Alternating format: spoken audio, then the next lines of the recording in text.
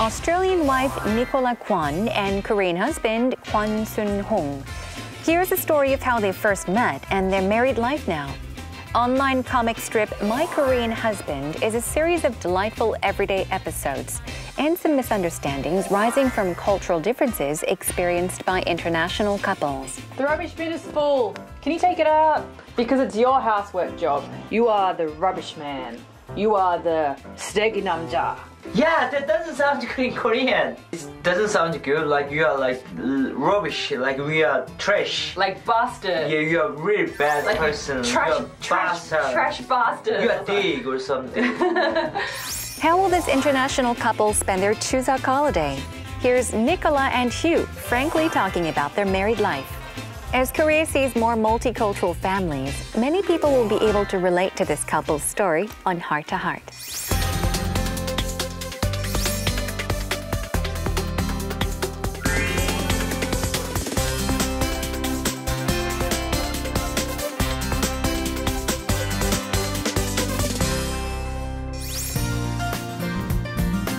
So joining us today in our Heart to Heart studio are Nichola and Hugh Gwon, producers of a webcomic series called My Korean Husband. Thank you so much for joining us today. Thank you for having Thank us. you for having us. Hi, I'm Hugh from My Korean Husband. So I'm the husband. So I'm doing all other part of the husband thing and being silly, that kind of stuff. Hi, I'm Nichola from My Korean Husband, and with my husband, we make comics and videos about our intercultural life together. Okay, and once again, thank you for the wonderful intro and for joining us today. I'm very excited to ask you all these questions about what you do, about your webcomics. Very interesting, very fun.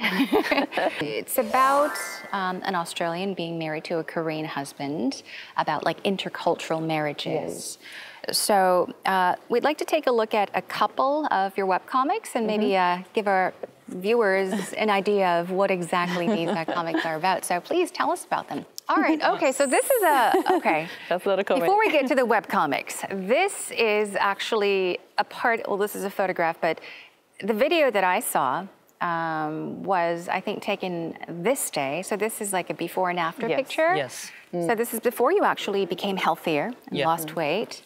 Tell us about this journey. Yeah, I mean, I was like 86 kilograms that time, and I like people, and I like drinking, and I like socializing actually a lot. So I didn't really care much, and I found out that like we can't naturally giving birth, having a child, so we had to get through all the IVF stuff, and we did it first time and we failed, unfortunately. And then I saw that how hard it was. Yes. And I felt so sorry to Nichola because there's nothing I can do.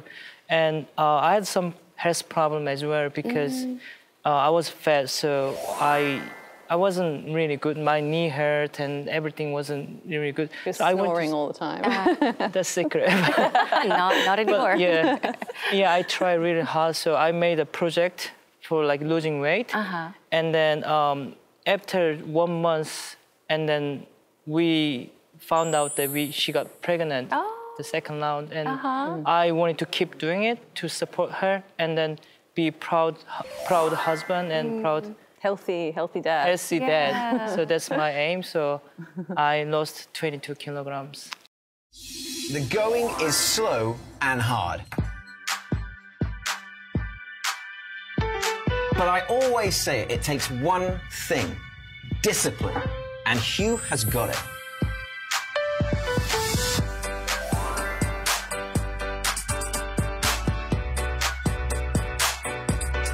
Before you know it, he's on a roll. And I checked my weight today. I've lost 20 kilograms. My plan was like only 15 kilograms, but somehow I just lost more than that. Yeah, he's flown past his original goal by like 10 pounds or more. But it just shows to everyone, but also to himself. Yes. That you can be the you want to be.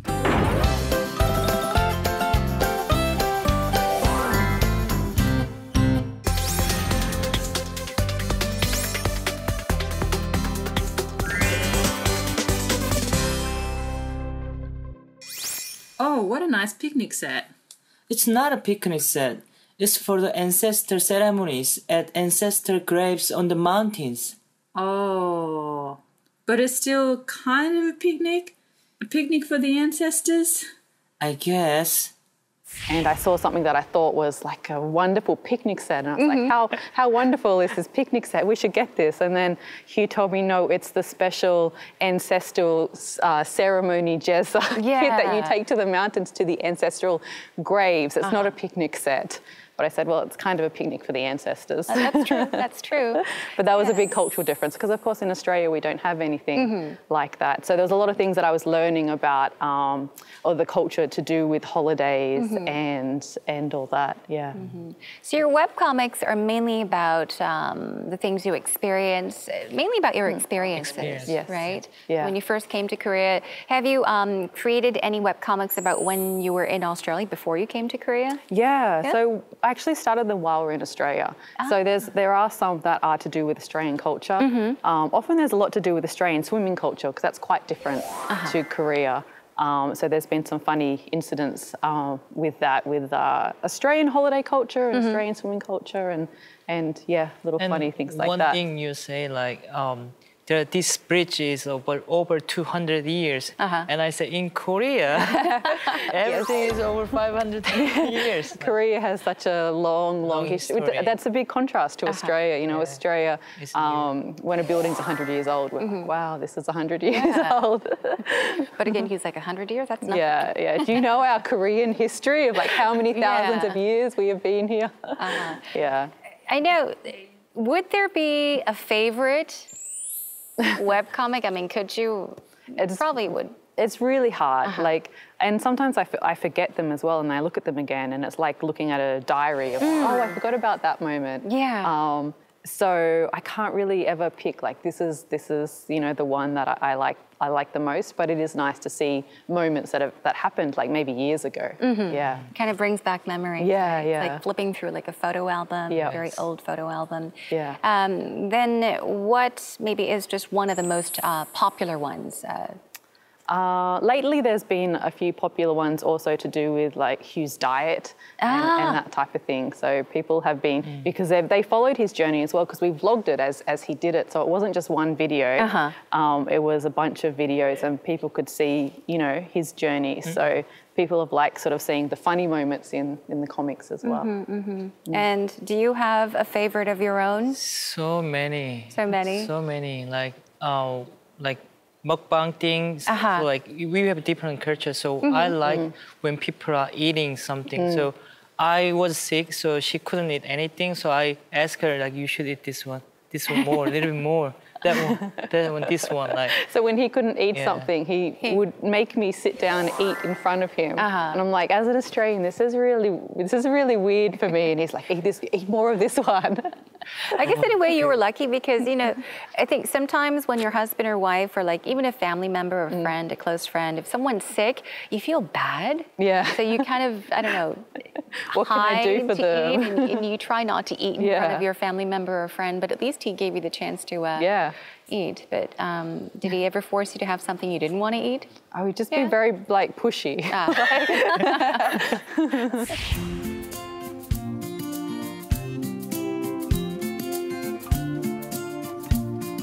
So could you tell us a bit about this? I think you're cooking, preparing. Yeah, so this was a Chuseok one time. So in the countryside, because we lived with Hugh's parents for 2 years in very, very Korean countryside.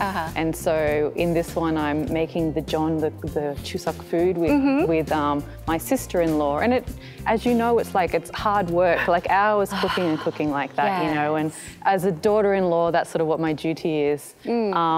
And then Hugh comes in and says, oh, this is so difficult, I can't choose what to eat. Because it's really hard to choose what to eat. Like everything is delicious. You know.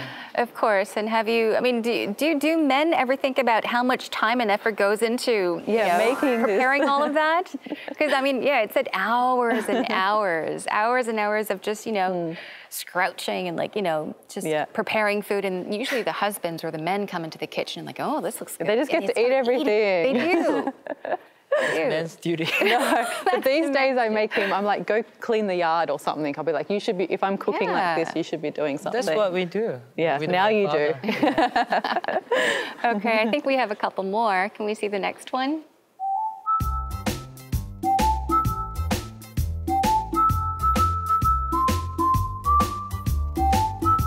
So Hugh's parents really wanted to get me a hanbok. I think when we first arrived in Korea, like very soon I went for the fitting and that. And so this is my first time really wearing one. And there's a lot of pieces to a hanbok and everything. Yeah. Many layers. So Hugh was helping me put all the layers on, and then it's like putting on a big wedding dress, right? Because then, you know, at the end, you shouldn't have to go to the bathroom, but I had to go to the bathroom, and it is really like a wedding dress where you know, I'm sure you've worn lots of hanboks. Yes, you usually need help. To hold the dress up. Hold the dress up like that. It's a very uncomfortable situation. But so you've helped Nichola, you know, dress up in a hanbok from step one all the way to the end. Yes. How long did it take? I can't remember. I think first time it took quite long, and then we got used to. So learning which pieces go where.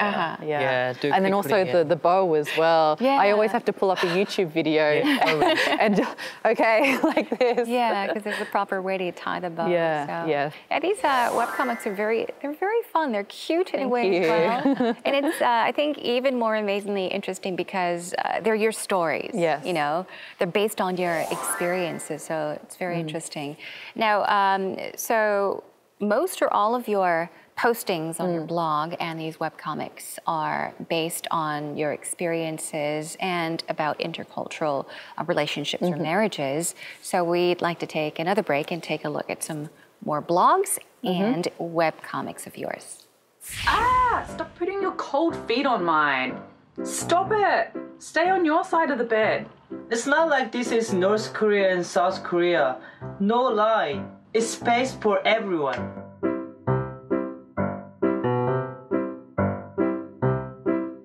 You were deliberately being annoying. Stop being North Korea.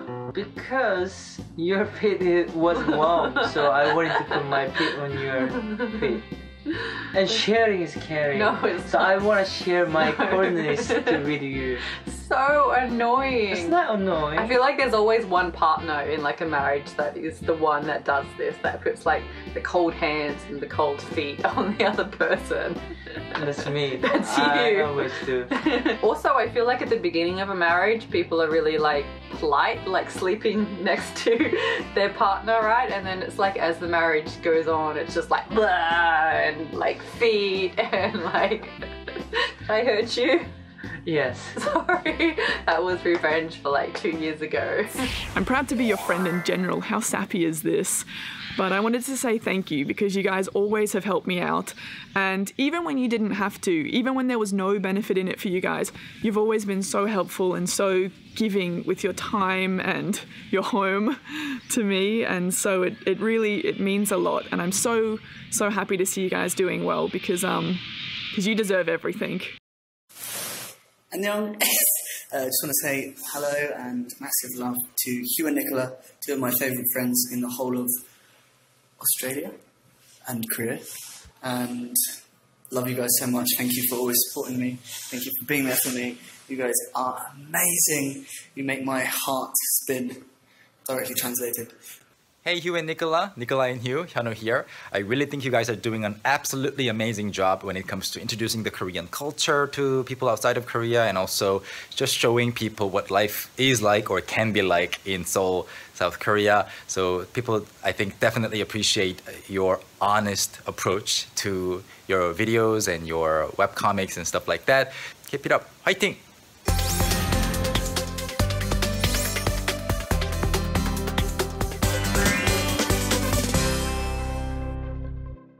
So we've got lots to talk about. As we've just begun, we talked about the changes you've gone through, you know, wonderful things happening in your life. Now, I understand that, Nichola, you're from Australia, and Hugh, obviously you're from Korea. You're from Gyeongsangbuk-do province. Gyeongsangnam. Gyeongsangnam-do, excuse me. So you are from Gyeongsangnam-do province, Yes. and I would like to ask how you first met. How did you meet? We actually met in Sydney. Ah. So Hugh was actually in Australia and he was studying and that type of thing, and we met for language exchange. So sort of, you know, I was interested in Korean culture and he wanted to improve his English, so we met like that, and that's how it all started. Cool. So what led you to create My Korean Husband? What led you to draw My Korean Husband? Well, I think early on in our relationship, we talked about making a book together or something to do with cultural differences, because it was stuff we were working out like that. And we didn't really end up doing a book like that, but we ended up doing the blog. And I used to do art, like I used to work as an artist. And I went to art school, and I was like, how can I do something that people are going to look at, because people don't want to read a big thing of text about something. So that's how the comics came about. And I wasn't, like, my early comics are not very good, because I'd done traditional art, so I'd never done comics before.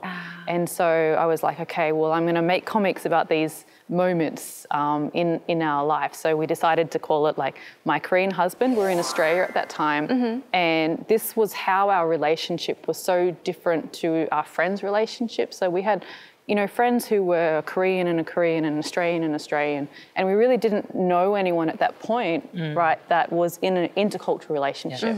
And there wasn't that much online either. So all those reasons sort of came together, and that's how the blog started. And also we researched about the Korean husband, and we found out like so many bad negative stuff online. That was the first search results coming up. Really? Yeah, really bad. Korean husbands are, you know, really bad. Korean men are bad. And I was like, my Korean husband is not bad like that. Yeah, so we wanted to change something positive. So we wanted to explain with our drawing, her comic. And that's how we started. Yeah, actually. that's how it all started. And then a while later, we also started YouTube and making videos as well. Yeah.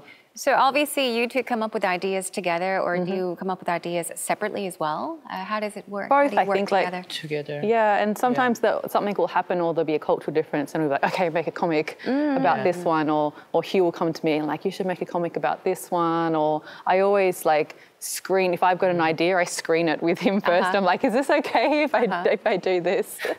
So you studied art, so you usually draw the comics. Yeah, Hugh has done a few, like he's done a few My Australian Wife ones, which are more stick figures. But yeah, so he does a little bit, but he's more directing of like, oh, you should do one about this. So obviously, I'm sure that many international or intercultural couples react hotly to your blogs and your comics.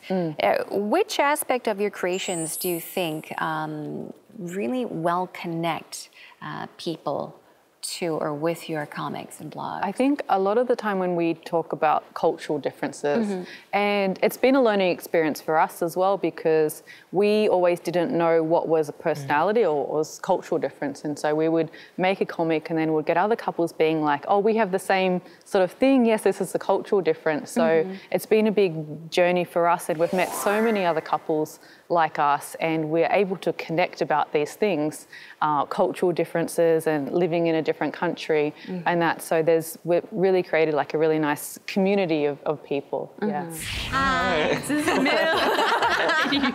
Okay, this is the other couple that is doing the radio with us. Wow. So they're just looking at the vlogging camera. That's amazing.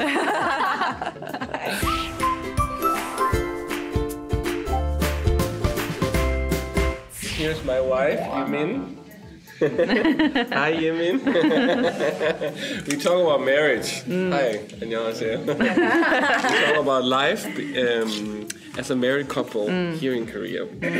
And yes, we've been married for 5 years. Congratulations. Quite similar to us, actually. Yeah. Actually, in April 14th is our fifth year. So, yes. April 14th. Yes. Yeah. Wow. When is yours? No, we have 3 different ones. The one we had in Australia was April 21st. Yeah.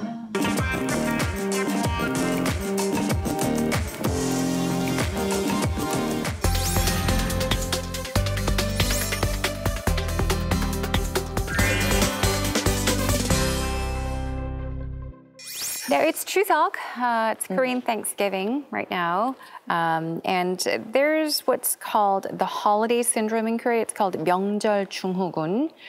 It's where all the daughters-in-law, they're so stressed. We talked about preparing food for the holiday, and the men just walk in and they just grab all the food and walk out.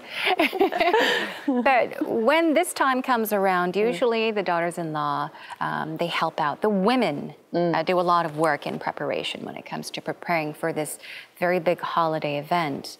So how was it for you? What was it like for you the first time you actually had to help prepare for, Chuseok ceremony? The first time it was a little bit scary. Also, my mother-in-law speaks a very strong dialect, so that's also difficult for me as well. But she's very, very kind to me, and I think she's a little bit lenient with me because I am a foreign daughter-in-law, so she doesn't expect too much from me. And I think also she had difficulties with her mother-in-law, and so she's sort of made it her aim to be super, super nice to me, which I really, really appreciate. So she's very lenient with me, but there was still a lot of work to do on the holidays like that. So I spend a lot of time sitting on the floor, flipping the John like that.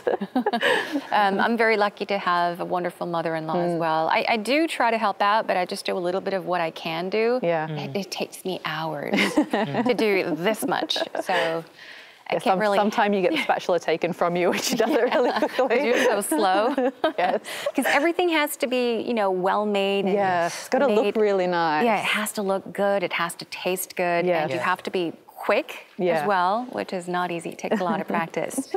So you have spent a few traditional holidays in Korea. So among all these holiday customs you've experienced, does anything stand out as something very different or something that's too difficult for you to understand? Something you'll never get used to? Is there anything you think you'll never get used to? I think as an Australian, I think how asking for money, or especially the children do the big bow and they ask for money, that's quite unusual for me. Do you want to tell the story about tell us the story. Was it the first time? Was it Solar? Yeah, and I was in my I was in my Hanbok, and what you made me do? Because I'm older enough to get 세뱃돈, like the money from the eldest. And they won't give to you anymore. Yeah, they are not giving me any money. But they always want Nichola to do the bow, and then I told her to do it, and always they give some money, and then I take some money, and at the end, you did a good job. So he makes me bow to all the family members, like, go, that family member, go bow, and I'll do it and say it, and they find it quite amusing, this foreigner doing that. So they give me, a good amount of money, and I put it in my little matching Hanbok bag, and then he takes it at the end and is checking how much money I earned for him. So he keeps the money? No, we spend money for... I can't remember, actually. Did you ever give me any money back? Yes, I did. It's usually what parents do with their children, because the children, like you said, once you become an adult old enough, you do the bow, but, I don't know, the eldest members of the family, they usually don't give you, pocket money or money. But kids, the parents say, okay, 세배해, and the foreigners can do it. And then the parents usually take away the pouch and they keep the money. I'll take care of this. I'll put it in your bank, and you never know what happens to that money. Yeah, I can't remember what happened to that money. Although Hugh thinks that's how it works. Do you have any advice for intercultural couples out there that may be watching right now? Each of you. Would you share a few tips, advice? Like we said before, communication is really important, and understanding each other like that. And people always see a lot of disadvantages for intercultural couples, and there can be disadvantages, but there can be a lot of benefits as well. And I think you can turn disadvantages into advantages, like with the language in that. If we're not understanding each other well, we can take the time to be really, really slow down and talk about it and learn from each other rather than just making assumptions like that. So there can be disadvantages that it can be turned into positives like that. So we always try to approach things that way, in a positive way.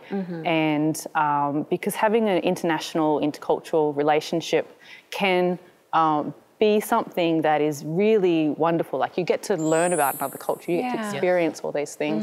So really focusing on those positives, I think, is important. Yeah. And I think learning each other's culture is really important as well, because so many times I saw like only Korean side, they want to teach our culture, but also the other person need to learn the other person's culture to understand each other. I think that's really important, and be patient and be understandable is really important. Yeah, I think that's great advice, especially for Korean husbands out there that happen to be in like international or intercultural marriages or even relationships, you know, dating someone from a different country. Well, thank you once again. As you've mentioned briefly, when you first did a search on like intercultural relationships, there were negative comments or negative stories that just popped up first. And I want to take this opportunity to thank you for giving people out there the opportunity to find the bright side, you know, the positive side of, you know, an intercultural marriage. Thank you for sharing your happy stories, your very interesting experiences in life, and we hope you to continue to do so for a very, very long time. We hope so and too. best of luck to you with your book as well. Thank you. Thank you so much for joining us today. Thank you. 감사합니다. 감사합니다.